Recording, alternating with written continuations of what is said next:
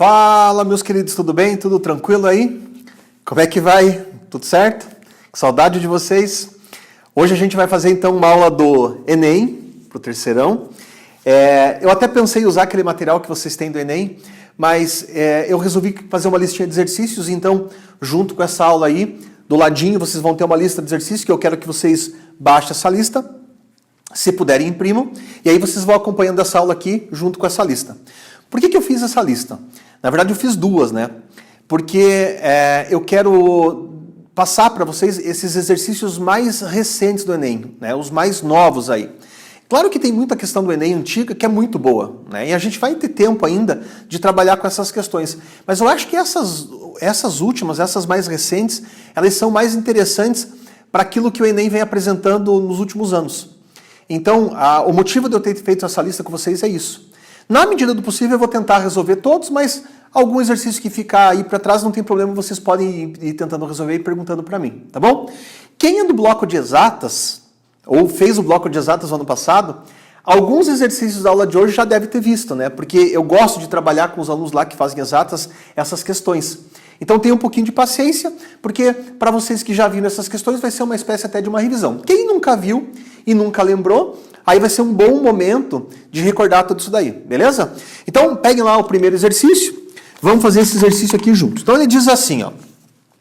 Uma análise criteriosa do desempenho do Bolt na quebra do recorde mundial dos 100 metros rasos mostrou que, apesar de ser o último dos corredores a reagir ao tiro e iniciar a corrida, seus primeiros 30 metros foram os mais velozes já feitos em um recorde mundial, cruzando essa marca em 3,78 segundos. Até se colocar com o corpo reto, foram 13 passadas, mostrando sua potência durante a aceleração, o momento mais importante da corrida. Ao final desse percurso, Bolt havia atingido a velocidade máxima de 12 metros por segundo. Então olha aqui comigo, eu fiz um esqueminha para você. Então imagine que isso aqui seja o Bolt lá na largada, então ele escuta o tiro e parte, e aí o texto fala para a gente que ele é o último a reagir, mas mesmo assim ele tem uma aceleração enorme aqui, nesse primeiro trecho, e ele consegue atingir a velocidade de 12 metros por segundo no final desse percurso. Aí ele diz assim, supondo que a massa do Bolt seja de 90 quilos, o trabalho total realizado nas 13 primeiras passadas é mais próximo de... Bom, então o que o exercício está pedindo? Ele quer saber o trabalho aí que essa força muscular do Bolt produziu. Então qual foi o trabalho produzido, produzido entre aspas, né, nessas primeiras 13 passadas? Galera, a gente pega uma questão que nem essa, não dá para ficar enrolando muito, né? Ficar pensando muito em detalhezinho disso, detalhezinho daquilo. É uma questão que eu penso que o cara que criou essa questão, ele quer que você olhe para os dados que ele te forneceu e que a partir disso você imagine em alguma coisa, alguma ferramenta que você tenha aprendido esse ano da física que você possa usar para te ajudar a resolver essa questão. Aí você olha para esse esqueminha aqui, você percebe que você tem a tua velocidade inicial, você percebe que você tem a tua velocidade final e você percebe que ele te deu a massa do Bolt, tá bom? Eu sei que você ganhou lá 30 passadas, que você ganhou o tempo, mas se você analisar friamente os dados, esses que estão aqui no quadro permitem que você encontre o valor desse trabalho pedido no exercício. Então o que vocês sugerem que eu use para encontrar esse trabalho?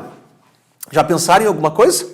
Lembraram do teorema do trabalho da energia cinética? Ó, trabalho é igual à variação da energia cinética. Veja, esse trabalho aqui ó, é o trabalho resultante. Então, dentro desse trabalho estão basicamente todas as forças envolvidas nesse movimento do Bolt. Então, uma vez que você usa esse teorema para encontrar o trabalho ali pedido no exercício, você está considerando todas as situações, tá bom? Dito isso, não tem muita coisa para a gente fazer, porque basta abrir aqui ó, a fórmula da variação da energia cinética, que é energia cinética final menos energia cinética inicial. Está aqui, ó. Então, mv22. Claro que para essa prova, para essa corrida, o Bolt parte do repouso, então isso aqui ó, eu posso falar que é zero. Esse termo não vai fazer diferença para mim. Aí, esse meu trabalho, então, vai ficar de que forma? A massa do Bolt, que é 90. A velocidade final do Bolt ali, que é 12. Vai ficar 12 ao quadrado. E aí, dividido por 2, na minha expressãozinha. Meus queridos, vocês fazem essa continha em casa aí. Isso aqui vai dar 6.480 joule. A gente precisa olhar nas alternativas. E nas alternativas, o Enem acabou colocando as respostas em notação científica. Então, se a gente converter isso aqui, ó, 6.480, e deixar isso aqui em notação científica, a gente vai correr com a vírgula 1, 2, 3 casas aqui para a esquerda. Isso aqui vai ficar 6,480 vezes 10 a terceira joule. O que mais se aproxima desse valor que eu acabei de encontrar é a alternativa letra B. Tá bom? Isso aqui vai me dar a letra B. Beleza? Então, uma questão interessante. Eu acho engraçado que nesse ano que caiu essa questão aqui, 2016, se eu não me engano, eu não tenho certeza, mas nesse ano aqui, caiu uma outra questão de um carro que você também usava esse teorema para resolver a questão. Então, tinham duas questões que você usava as mesmas ferramentas para obter a resposta. E, claro, eu não coloquei a outra porque senão ia ficar uma coisa muito repetitiva. Mas vejam, né? Isso aqui é muito importante, galera. Então, esse teorema do trabalho da energia cinética, que é o teorema da força resultante, a gente usa muito ele nas questões do Enem e a gente usa muito em questões também da nossa federal aqui, tá bom? Vamos lá para um outro assunto. Eu sempre digo assim para vocês, ó. Se eu venho dar uma revisão do Enem e eu não falo para vocês sobre força de resistência do ar, parece que essa revisão fica um pouquinho capenga. Então, importante também, quando a gente fala de Enem, é definir essa questão da força de resistência do ar. E a melhor coisa que eu posso fazer para revisar isso com vocês é estudar o movimento de queda de um paraquedista. Então, galera, a gente vai fazer a questão 2 da minha listinha. É uma questão extremamente importante. É um conteúdo que vocês têm que dominar bem. E eu vou pedir para que vocês estudem esse exercício, sabe? Estudem, vejam o passo a passo que eu vou fazer com vocês aqui. E caso vocês tenham alguma dúvida, vocês me procurem para esclarecer essas dúvidas. Então é uma coisa que vocês precisam estudar, precisam saber, conhecer bem, tá bom? Então nessa questão 2, o Enem diz assim: em um dia sem vento, ao saltar de um avião, um paraquedista cai verticalmente até atingir a velocidade limite. No instante em que o paraquedas é aberto, que é o instante TA, ocorre a diminuição da sua velocidade de queda. Algum tempo após a abertura do paraquedas, ele passa a ter velocidade de queda constante, que possibilita sua aterrissagem em segurança. Qual gráfico representa a força resultante sobre o paraquedista durante o seu movimento de queda? Bom, antes da gente pegar e partir para o gráfico, a gente tem que tentar entender esse movimento de queda do paraquedista, tá bom? Quem já fez aula de bloco comigo o ano passado, já deve ter visto, a gente já deve ter estudado juntos, essa força aqui, ó, que é a força de resistência do ar. Galera, essa força de resistência do ar, é uma fórmula que ela tem 4 termos, mas normalmente quando ela aparece nos vestibulares, tem aparecido de uma maneira um pouquinho mais, digamos assim, mais resumida, um pouquinho mais simples. Então, quando a gente fala de força de resistência do ar, eu estou falando disso daqui, ó. É uma força que vai depender de uma constante. Dentro dessa constante aqui, galera, tem a densidade do ar, tem o formato do objeto, tem a área que é voltada para o movimento. Então, é uma constante vezes a velocidade do objeto ao quadrado. Então, basicamente, o que eu estou tentando mostrar para vocês aqui, ó, que essa força de resistência do ar, ela vai depender do formato do objeto, lá, da densidade do ar que está aqui dentro e da velocidade do corpo ao quadrado.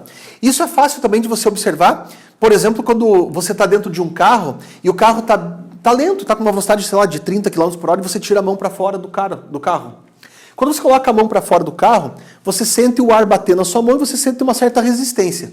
Agora, se você fizesse a mesma coisa, por exemplo, com um carro a 100 km por hora, você perceberia na hora que essa força é infinitamente maior. Muito maior. Então, é lógico, até pelo teu dia a dia, que essa força aqui tinha que depender da velocidade. Ainda depende do quadrado da velocidade. Então, pensa comigo aqui numa coisa. Ó. Quando você se joga de um paraquedas, a primeira coisa que está te puxando aqui, ó, para baixo é uma velha conhecida, que é a nossa força-peso, tá bom? Então, essa força-peso te puxa lá para o centro da Terra. Agora, a força de resistência do ar é uma espécie de um atrito. Então ela vai te puxar para cima. O problema é que quando você acabou de saltar do avião, essa força ainda é pequena porque a tua velocidade é pequena. Então, eu vou colocar aqui um vetor para a força de resistência do ar menor e apontando para cima. Então, veja que interessante aqui, ó. Veja que interessante. Notem que você tem dois vetores, a força peso e a força de resistência do ar, só que no início do movimento, essa força aqui, ela é maior, porque o corpo não tem velocidade suficiente para ter essa força aqui grande. E aí eu pergunto para vocês, nessa situação inicial aqui, ó, para onde que aponta a força resultante? A força resultante. Então, quando a gente tem vetores que têm a mesma direção em sentidos opostos, eu subtraio esses vetores. Então, se eu pegar esse vetor aqui menos esse, a força resultante, ela vai apontar para baixo. Agora, vejam só. Se a força resultante está apontando para baixo, porque esse vetor menos esse dá um vetor na vertical para baixo, você está acelerado para baixo. Então, enquanto você está caindo, como você tem uma força resultante para baixo, você está caindo acelerado. Aí, se você cai acelerado, a tua velocidade começa a aumentar, certo? Sim ou não? Sim. Essa força aqui é maior, então a tua velocidade começa a aumentar. O problema é que quando a tua velocidade começa a aumentar, isso aqui também aumenta. Até que você vai chegar na velocidade limite que o cara falou no enunciado da questão. Então, a força-peso continua aqui para baixo. Olha aqui, a minha força-peso. Aí, essa força aqui aumentou até que ela ficou com o mesmo valor da força-peso. Então, nesse caso aqui, ó, essas duas forças, elas vão se anular. E aí, nós temos aqui força resultante igual a zero. E aí, nós temos uma velocidade que o enunciado falou, ou chamou, de velocidade limite. Por que velocidade limite? Porque o corpo atinge uma velocidade que é constante. O problema é que é uma velocidade constante muito alta. É uma velocidade constante muito alta. E a gente não pode cair no chão com essa velocidade. Então a gente precisa pegar essa velocidade limite aqui e diminuir ela. Bom, o que o cara faz? O cara arma o paraquedas. Quando você arma o paraquedas, primeira coisa é que você está muito rápido. Então essa é a primeira coisa. Então a força de resistência do ar já aumenta por esse motivo. A segunda coisa é que nós temos uma área muito grande voltada para o movimento. Então aquela área do paraquedas ela precisa ser brutalmente grande, né? E aí essa força de resistência do ar ela vai ser grande por conta da velocidade e grande por conta da área do paraquedas. O que a gente vai ter? A gente vai ter a força-peso que continua puxando o cara aqui, ó, para baixo. E a gente vai ter a força de resistência do ar puxando o cara para cima. O problema é o seguinte, ó. Olha o tamanho dessa força agora e olha o tamanho dessa força agora. Então nós temos aqui, ó, uma força resultante que não vai estar mais apontando para baixo. Agora nós temos uma força resultante que vai estar apontando para cima. E aí eu pergunto para vocês, meus queridos, ó, se esse cara está caindo e a força resultante aponta para cima porque a força de resistência do ar é maior que o peso, o que vai acontecendo com a velocidade desse objeto, desse paraquedista, desculpe, né? Do paraquedista, do homem, da pessoa que saltou lá. Essa velocidade vai diminuindo. Então aqui é um movimento retardado. Então assim que você arma o paraquedas, o corpo ele desacelera por conta de você ter uma força maior para cima e uma força menor aqui para baixo. Agora, veja, mesma situação. À medida que a velocidade vai diminuindo, porque agora o corpo está com o movimento retardado ali, ele está freando, à medida que a velocidade vai diminuindo, quem que vai diminuindo junto? A força de resistência do ar.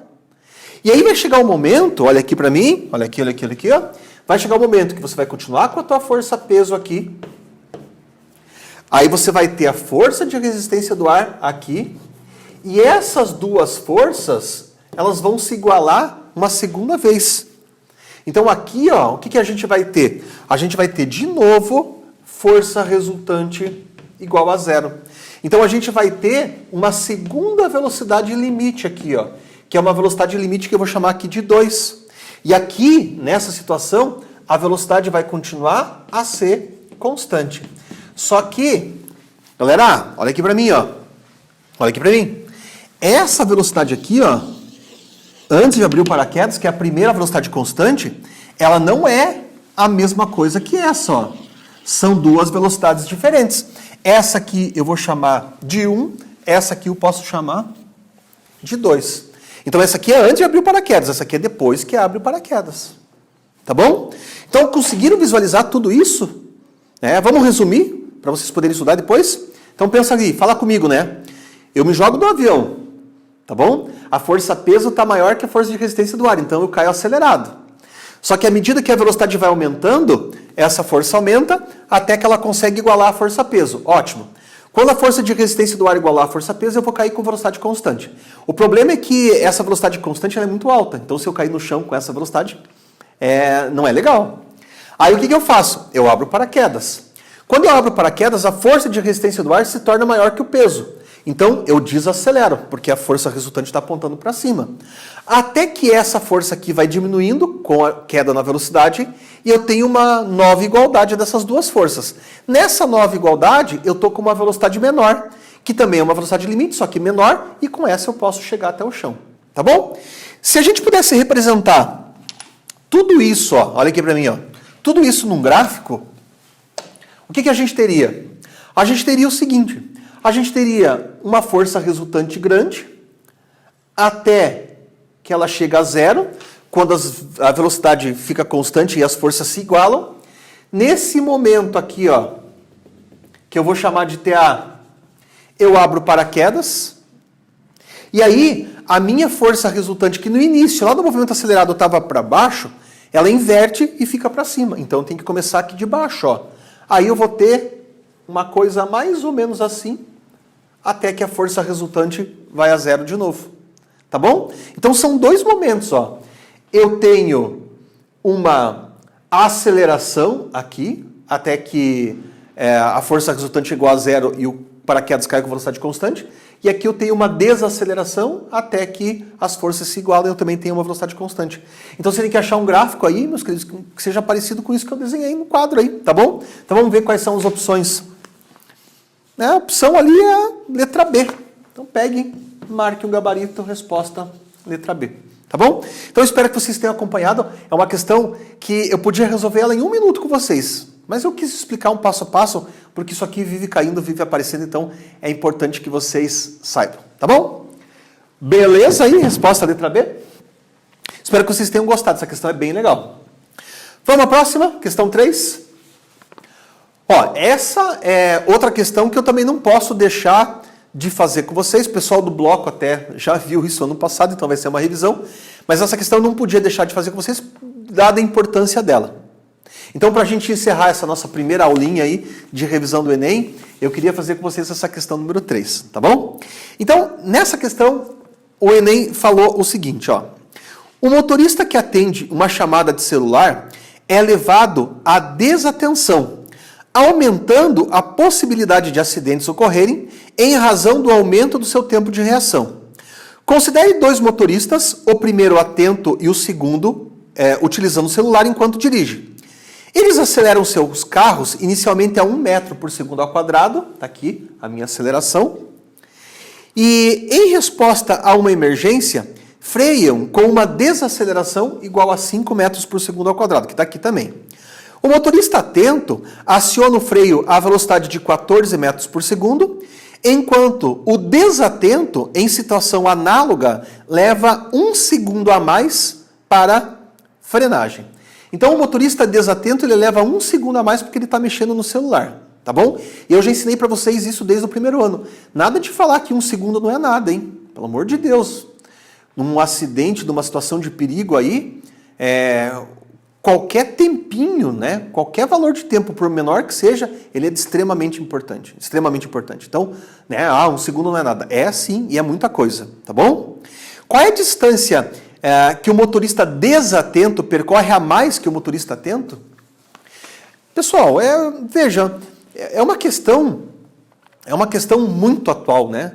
Então, é por isso que celular é proibido ao volante em qualquer lugar do mundo. Nenhum lugar do mundo se permite que o cara dirija ficando olhando para uma tela de celular. Por quê? Porque esse tempo a mais que você vai ter para tomar uma atitude de frear o carro pode causar um acidente grave às vezes. Então, esse tipo de questão vocês já sabem como é que eu gosto de resolver. Então, deixa eu pegar aqui um giz para a gente poder começar a fazer essa questão. E vocês sabem que eu gosto de resolver ela por gráfico. Então, eu vou separar aqui o motorista atento do motorista desatento, tá bom?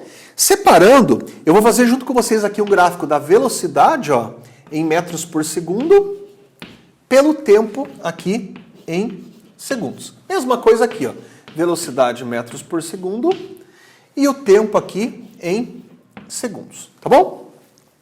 Agora vamos pensar primeiro na aceleração, tá bom? Então ele falou que tanto o motorista atento quanto o motorista desatento aceleram a 1 metro por segundo ao quadrado, beleza? Então veja só, tem uma informação no enunciado ali, ó, que ele diz assim: o motorista atento aciona o freio à velocidade de 14 metros por segundo. Então pensa comigo, eu estou parado, eu acelero a 1 e eu vou começar a frear a 14. Então a gente tem que fazer um gráfico de um movimento acelerado que chegue até 14. Então como é que ficaria esse gráfico? Ficaria uma coisa assim, ó. Tá vendo? Isso aqui, ó, seria o gráfico para a gente chegar em 14. Aí eu podia colocar, ó, que esse tempo é 14 e essa velocidade aqui, ó, também é 14. Ah, professor, mas como é que você sabe que o tempo é 14? Galera, olha o valor da aceleração. O que significa ter uma aceleração de 1 metro por segundo ao quadrado? Né? A cada segundo, a minha velocidade varia 1 metro por segundo. Então, para sair do zero, que é aqui, né? Para sair do zero, que é aqui, ó, e chegar em 14, quanto tempo eu demorei? 14 metros por segundo. Tudo bem? Beleza? Tudo certo? Tranquilinhos? Agora, o que ele fala para mim do motorista desatento? Que ele freia 1 segundo depois. 1 segundo depois, ele não vai estar com velocidade de 14, ele vai estar com que velocidade? De 15. Então, se a gente fosse fazer o gráfico para esse motorista aqui, ó, a gente ia subir no movimento acelerado, mas não até 14. A gente vai ter que subir 1 segundo a mais. Então, 1 segundo a mais para esse motorista aqui, ó, é 15, certo? E para essa velocidade aqui, ó, é 15. Então, 15 segundos, 15 metros por segundo, porque a aceleração é 1, tá bom? Agora, tanto o motorista quanto o outro, eles vão frear. Eles vão frear, tá bom? E a frenagem aqui é com aceleração igual a 5. Como é que fica o gráfico de um movimento retardado, galera? Fica assim, ó. Então vamos puxar aqui, ó. Que eles vão frear e vai acontecer isso daqui. Mesma coisa para esse outro motorista. Ele também vai frear, ó, e vai acontecer isso daqui, ó. Então, olha o movimento acelerado, olha o movimento retardado aqui, tanto para o motorista desatento quanto para o motorista atento. O problema é o seguinte, ó. Preste atenção. Preste atenção. Ó, se eu estou com velocidade de 15, certo? Se eu estou com velocidade de 15 e eu desacelero a 5, pensa comigo, ó. O que significa uma desaceleração de 5 metros por segundo ao quadrado? Significa que a cada segundo a minha velocidade tem que diminuir 5 metros por segundo. Então, se eu estou a 15, 1 segundo 10, mais 1 segundo 5, mais 1 segundo 0. Então, quantos segundos esse cara aqui vai demorar para frear? 3. Só que eu não vou colocar aqui 3, né? O que eu vou colocar aqui, ó? Eu vou colocar aqui 18.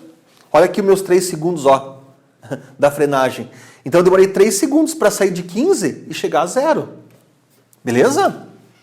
Ó, no pior das hipóteses, o que você tinha que fazer? Era só dividir 15 por 5. Né? Vocês não esqueceram da fórmula da aceleração ainda, né? Não esqueceram. Eu vou colocar aqui, ó, mas eu acho que vocês lembram. ΔV por ΔT. Então se a gente jogasse o tempo para cima, jogasse o A para baixo, dividindo a variação da velocidade pela aceleração, você acha o tempo. Então nada demais. Tá bom? Mesma coisa aqui, ó. Se eu estou com velocidade de 14, como é que eu faço para chegar a 0? Quantos segundos eu demoro para chegar a 0? Galera, divide aqui, ó, menos 14 por menos 5. Então, se você dividir 14 por 5, vai dar quanto? Vai dar 2,8. Então, eu não vou colocar aqui 2,8, eu vou somar com 14. Então, quanto é que eu coloco aqui, ó? 16,8. Tudo bem? Ficou claro? Você veja, eu coloquei a fórmula aqui, mas eu só estou usando com vocês conceitos até agora. Só o que eu usei, só conceito. Então, aceleramos até atingir 14 metros por segundo, que durou 14 segundos, porque a aceleração é 1. Aí o freio, então de 14 eu tenho que sair para 0, né? De 14 eu tenho que vir para 0. Aí eu demorei 2,8 segundos para frear. Mesma coisa aqui, né? De 15 eu tenho que vir para 0. Então eu demorei 3 segundos para frear. Aí, vocês entendem aonde que eu quero chegar. Por que eu estou fazendo tudo isso? Ó? Bom, quantos gráficos desse aqui nós já fizemos durante o ano? Contem para mim. Quantos? Não foram muitos? O que eu faço com um gráfico que tem num eixo a velocidade e no outro eixo o tempo? Eu encontro, ó, galera, essa área aqui, ó. Quem que é essa área? Responderam? Fala alto. Quem que é essa área? Isso. Essa área é o meu deslocamento. Então, ó, eu posso ter o deslocamento do motorista atento, que eu vou chamar de delta S1, e eu posso ter o deslocamento do motorista desatento, que eu vou chamar de delta S2. Então, quando a gente calcula essas áreas aqui, ó, a gente encontra o deslocamento. Aí eu sei o deslocamento do motorista atento. Sei o deslocamento do motorista desatento, eu vou poder saber quantos metros um andou a mais que o outro, tá bom? Então é isso que a gente vai fazer. Vamos calcular primeiro essa aqui. Então vai ficar assim, ó. Primeiro deslocamento vai ficar área de um triângulo, base, vezes a altura, sobre 2. Base vezes a altura sobre 2. Para ficar mais fácil de fazer essa continha, vamos simplificar aqui, ó, dá 1, aqui, ó, dá 7. E 7 vezes 8 dá 56, vai 1.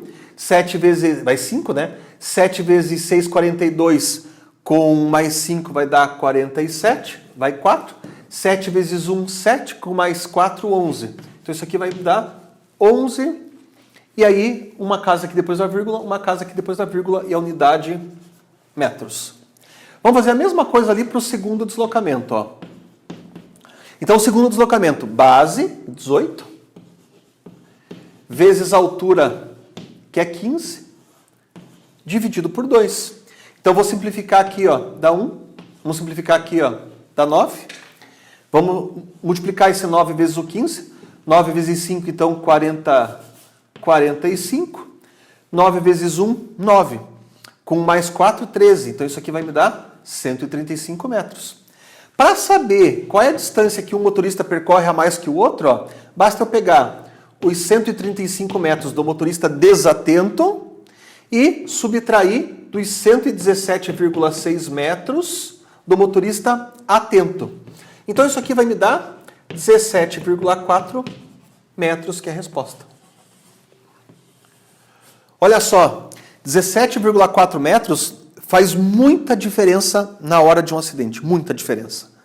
Então, é um absurdo que ainda tenha gente que não perceba isso, né? Vocês sabem que eu sou indignado com isso, porque realmente, se você analisar a física friamente para a coisa, aí você vê o quanto que isso faz diferença.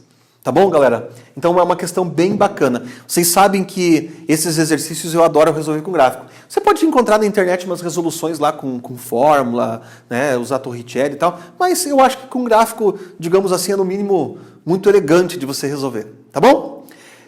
Tudo certo então para a nossa primeira aulinha de revisão? Eu acho que é isso, né?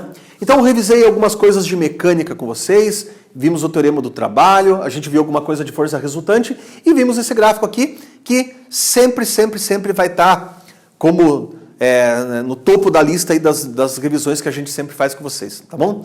E aí, na próxima aula eu quero ver se eu reviso algumas coisas de eletricidade, beleza? Galera, um abraço aí, tudo de bom, até a próxima. Tchau!